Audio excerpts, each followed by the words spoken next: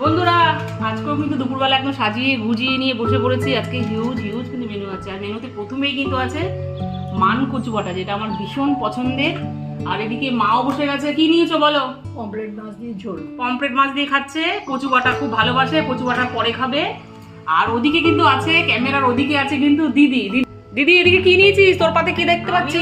টক ডাল নিয়েছি আগে। আচ্ছা, টক ডাল ভীষণ পছন্দ হয়। তার মধ্যে নতুন আমরা, হ্যাঁ, এখানে বরবটি ভাজা আছে, আর এটা হচ্ছে স্পেশাল বাঙালির প্রিয় কচু বাটা। এটা পাশে রেখে সবাই শেষে খাবার চেটে চেটে খাবে। হ্যাঁ, ওই যে ওইদিকেও দেখছিস না, মাও দেখিস না, কচু বাটা একদম লাস্টে নিয়েছে। কি হলো, কচু বাটা কি লাস্টে খাবে? হ্যাঁ, কচু বাটা তো ভীষণ পছন্দের।